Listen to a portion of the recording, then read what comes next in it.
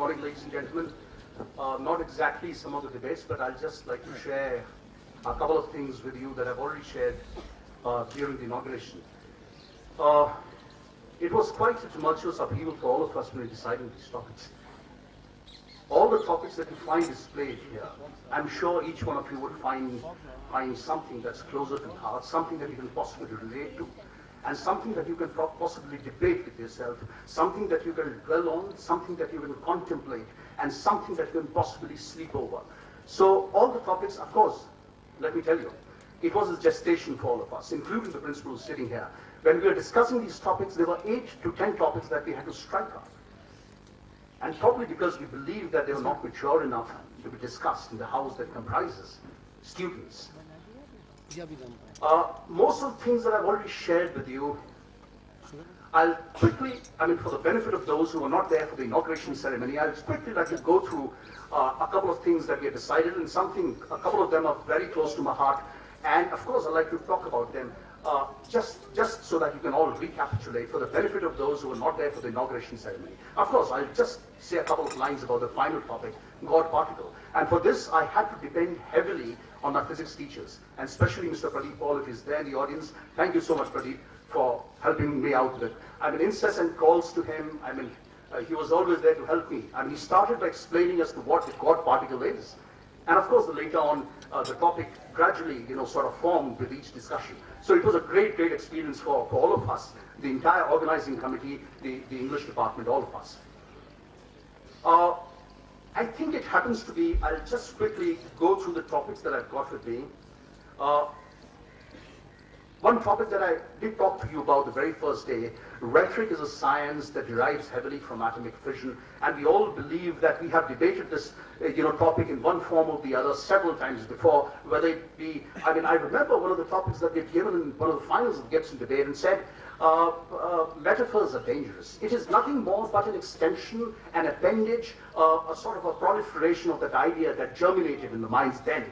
It just happens to be an extension, and we believe, I strongly for one would believe that it is something that, it's difficult, almost impossible to discuss emotions for a length of time without using figurative language as opposed to naked, blatant, language. So we believe that rhetoric, logic, or metaphor is nothing more than science for me.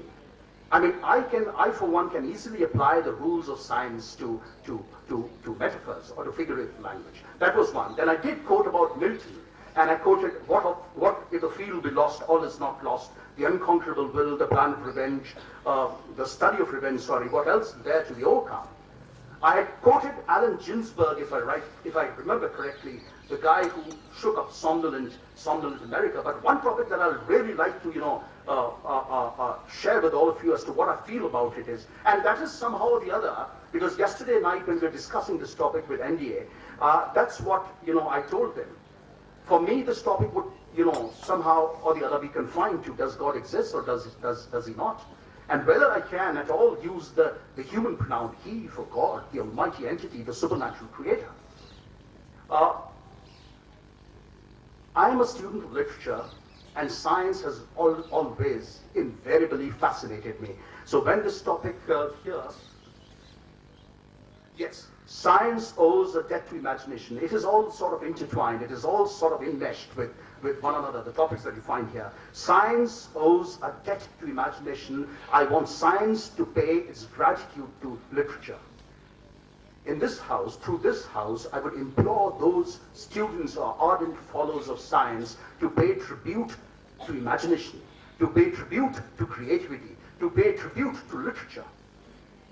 And when I said this, I also told you at that point in time that it was merely an extension of what we had debated last year, which said, Anton Chekhov, medicine is my lawful wife and literature my mistress. which in turn sort of a, what do you call that, nuclear reaction or a chain reaction. This topic had emanated from another topic that we had discussed last year, which said the souls of 500 Sir Isaac Newtons would go on to make a Shakespeare or a Milton. Now, what we imagined it to be, what we hoped that the way it would unravel before the audience would be a dialogue between something that's concrete, something that is amorphous, a dialogue between rationale and aesthetics, a dialogue between imagination, creativity, and knowledge. And when I expected this, I think I've not been disappointed. Then, of course, we did discuss about mathematics.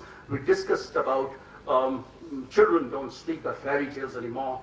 We discussed about dulce et decorum est pro patria mori. Of course, I mean, this is a very recent topic that we had the privilege of, dwelling on. I want to flirt with death. I'm bored with life. I was telling Ma'am Sheila over there in the morning that this is a topic that's inspired by Sylvia Plath. Coming to the final topic, the God particle. Man is the creator of God.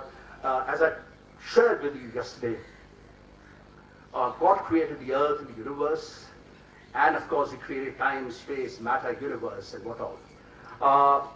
Then we encountered this small, yesterday I used this phrase, rather insignificant, a particle that created a sort of a revolution in the world that enabled us to look at the universe from a different perspective, from a different light, and that changed in a way we conceived of a universe. And I wanted this house to actually debate on this. I wanted this house to tell me as to what God means to them, as to what space, mass, matter, universe means to them, as to how this particle might have actually enabled the Big Bang Theory. Pradeep, correct me if I'm wrong, the Big Bang Theory, and how did this theory actually emanate into something concrete? And as I said earlier, I've not been disappointed at all, but I just wanted, as a person of literature, as a person who strongly believes in creativity and imagination, I would have always loved, I don't know what is the result as of now, but I would want God to triumph. And that is a very, very personal opinion. Over to you. Thank you. We escort of all participating teams to come onto the stage and receive a token of our love, appreciation, and gratitude in order.